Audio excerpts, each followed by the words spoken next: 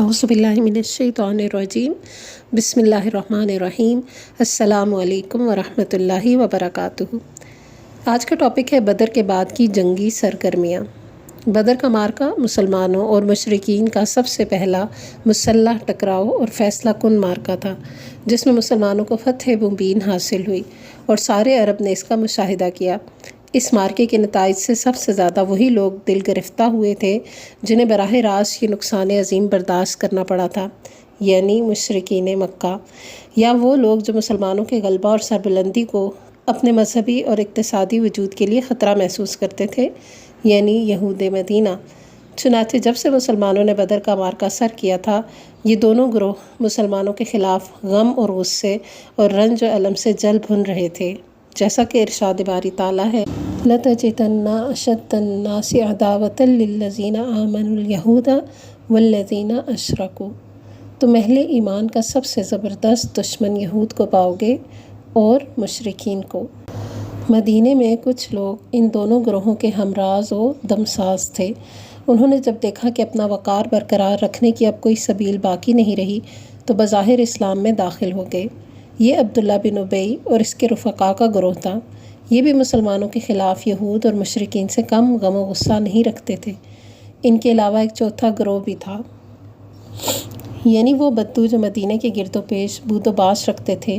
انہیں کفر و اسلام سے کوئی دلچسپی نہ تھی، لیکن یہ لٹیرے اور راہزن تھے، اس لیے بدر کی کامیابی سے انہیں بھی قلق و اضطراب تھا۔ انہیں خطرہ تھا کہ مدینے میں ایک طاقتور حکومت قائم ہو گئی تو ان کی لوٹ کھسوٹ کا راستہ بند ہو جائے گا، اس لیے ان کے دلوں میں بھی مسلمانوں کے خلاف کینہ جاگ اٹھا اور یہ بھی مسلم دشمن ہو گئے۔ اس طرح مسلمان چاروں طرف سے خطرے میں گر گئے، لیکن مسلمانوں کے سلسلے میں ہر فریق کا طرز عمل دوسرے سے مختلف تھا۔ ہر فریق نے اپنے حسب حال ایسا طریقہ اپنایا تھا جو اس کے خیال میں اس کی غرض و غائد کی تکمیل کا کفیل تھا۔ چنانچہ اہل مدینہ نے اسلام کا اظہار کر کے در پردہ سازشوں اور سیسہ کاریوں اور باہم لڑانے بھڑانے کی راہ اپنائی۔ یہود کے ایک گروہ نے کھلم کھلا رنج و عداوت اور غیظ و غضب کا مظاہرہ کیا۔ اہل مکہ نے کمر توڑ ضرب کی دھمکیاں دینی شروع کیں اور بدلہ انتقام لینے کا کھلا اعلان کیا۔ ان کی جنگی تیاریاں بھی کھلے عام ہو رہی تھیں، گویا وہ زبان حال سے مسلمانوں کو یہ پیغام دے رہے تھے کہ ایک ایسا روشن اور تابناک دن ضرور آئے گا جس کے بعد عرصہ دراز تک نوحہ کرنے والیوں کے نوحے سنتا رہوں۔ اور سال بھر کے بعد وہ عملاً ایک ایسی مارکہ آرائی کے لیے مدینے کی چہار دیواری تک چڑھ آئے جو تاریخ میں غزوہ احد کے نام سے معروف ہے اور جس کا مسلمانوں کی شہرت اور ساکھ پر برا اثر پڑا تھا۔ ان خطرات سے نمٹنے کے لیے مسلمانوں نے بڑے اہم اقدامات کیے جن سے نبی صلی اللہ علیہ وآلہ وسلم کی قائدانہ عبقریت کا پتہ چلتا ہے، اور یہ واضح ہوتا ہے کہ مدینے کی قیادت گرد و پیش کے ان خطرات کے سلسلے میں کس قدر بیدار تھی اور ان سے نمٹنے کے لیے کتنے جامع منصوبے رکھتی تھی۔ اب آگے ہم اسی کے بارے میں پڑھیں گے۔ تو ہمارا یہ پہلا ٹاپک ہے غزوہ بنی سلیم بمقام قدر۔ قدر جو ہے یہ اصل میں مٹیالے رنگ کی ایک چڑیا ہوتی ہے، لیکن یہاں بنو سلیم کا ایک چشمہ مراد ہے جو نجد میں مکے سے براستہ نجد شام جانے والی کاروانی شاہراہ پر واقع ہے۔ غزوہ بدر کے بعد سب سے پہلی خبر جو مدینے کے شعبہ اطلاعات نے فراہم کی وہ یہ تھی کہ قبیلہ غطفان کی شاخ بنو سلیم کے لوگ مدینے پر چڑھائی کے لیے فوج جمع کر رہے ہیں۔ اس کے جواب میں نبی صلی اللہ علیہ وآلہ وسلم نے 200 سواروں کے ساتھ ان پر خود ان کے اپنے علاقے میں اچانک دھاوا بول دیا اور مقام قدر میں ان کی منازل تک جا پہنچے۔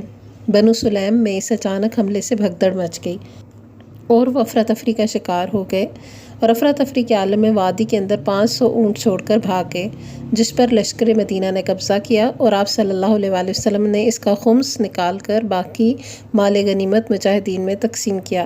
ہر شخص کے حصے میں 2 اونٹ آئے۔ اس غزوے میں یسار نامی ایک غلام ہاتھ آیا جسے آپ صلی اللہ علیہ وآلہ وسلم نے آزاد کر دیا۔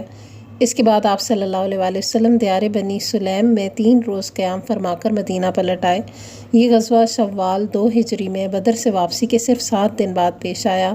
اس غزوے کے دوران صباح بن عرفتہ کو اور کہا جاتا ہے کہ ابن ام مکتوم کو مدینے کا انتظام سونپا گیا تھا۔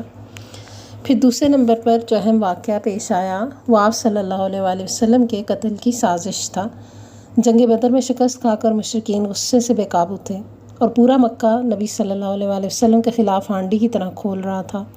بالآخر مکے کے 2 بہادر جوانوں نے طے کیا کہ وہ اپنی دانست میں اس اختلاف اور شقاق کی بنیاد اور اس کی ذلت اور رسوائی کی جڑ نعوذ باللہ نبی صلی اللہ علیہ وسلم کا خاتمہ کریں گے۔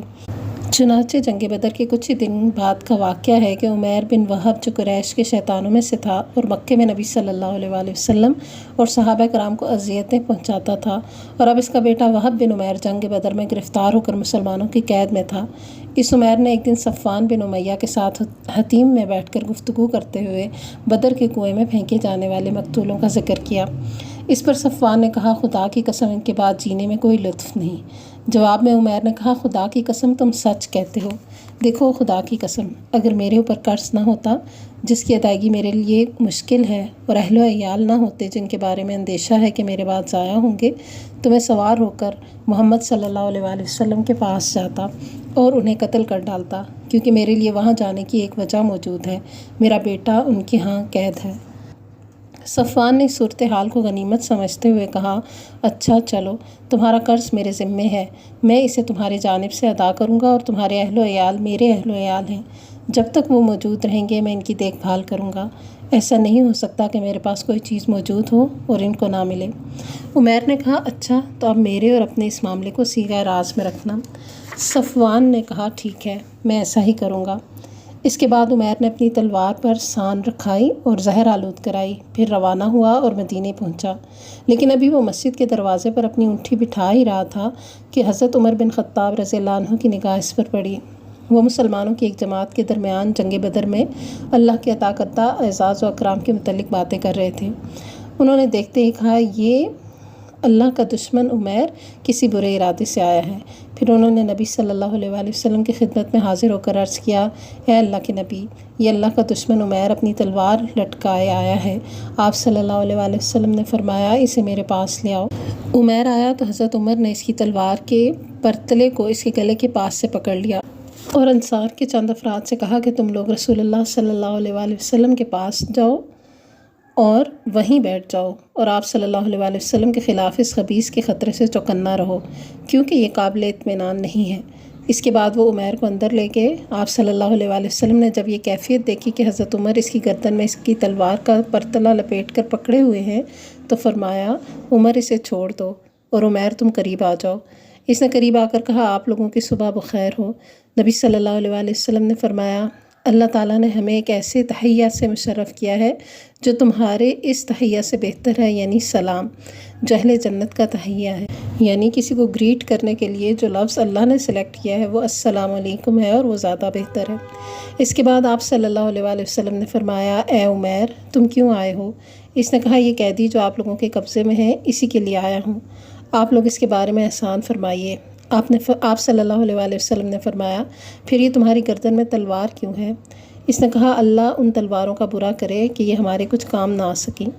آپ صلی اللہ علیہ وآلہ وسلم نے فرمایا، سچ سچ بتاؤ کیوں آئے ہو؟ اس نے کہا، بس صرف اسی قیدی کے لیے آیا ہوں۔ آپ صلی اللہ علیہ وآلہ وسلم نے فرمایا، نہیں، بلکہ تم اور صفوان بن امیہ حتیم میں بیٹھے اور قریش کے جو مقتولین کنویں میں پھینکے گئے ہیں ان کا تذکرہ کیا۔ پھر تم نے کہا کہ اگر مجھ پر قرض نہ ہوتا اور میرے اہل و عیال نہ ہوتے تو میں یہاں سے جاتا اور محمد صلی اللہ علیہ وآلہ وسلم کو قتل کر دیتا۔ اس پر صفوان نے تمہارے قرض اور اہل و عیال کی ذمہ داری قبول کی، بشرطے کہ تم مجھے قتل کرو، لیکن یاد رکھو کہ اللہ میرے اور تمہارے درمیان حائل ہے، یعنی اللہ ایسا نہیں کرنے دے گا تمہیں۔ عمیر نے کہا، میں گواہی دیتا ہوں کہ آپ صلی اللہ علیہ وآلہ وسلم اللہ کے رسول ہیں۔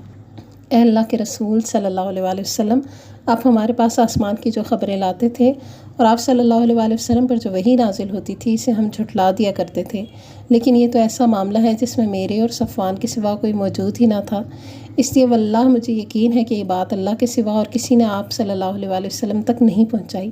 بس اللہ کی حمد ہے جس نے مجھے اسلام کی ہدایت دی اور اس مقام تک ہانک کر پہنچایا۔ پھر عمیر نے کلمہ حق کی شہادت دی اور آپ صلی اللہ علیہ وآلہ وسلم نے صحابہ کرام کو مخاطب کر کے فرمایا، اپنے بھائی کو دین سمجھاؤ، قرآن پڑھاؤ اور اس کے قیدی کو آزاد کر دو۔ ادھر صفوان لوگوں سے کہتا پھر رہا تھا کہ یہ خوشخبری سن لو کہ چند ہی دنوں میں ایک ایسا واقعہ پیش آئے گا جو بدر کے مصائب بھلوا دے گا۔ ساتھ ہی وہ آنے جانے والوں سے عمیر کی بابت پوچھتا بھی رہتا تھا۔ بالآخر اسے ایک سوار نے بتایا کہ عمیر مسلمان ہو چکا ہے۔ یہ سن کر صفوان نے قسم کھائی کہ اس سے کبھی بات نہ کرے گا اور نہ کبھی اسے نفع پہنچائے گا۔ ادھر عمیر نے اسلام سیکھ کر مکے کی راہ لی اور وہیں مقیم رہ کر اسلام کی دعوت دینی شروع کی۔ ان کے ہاتھ پر بہت سے لوگ مسلمان ہوئے تھے۔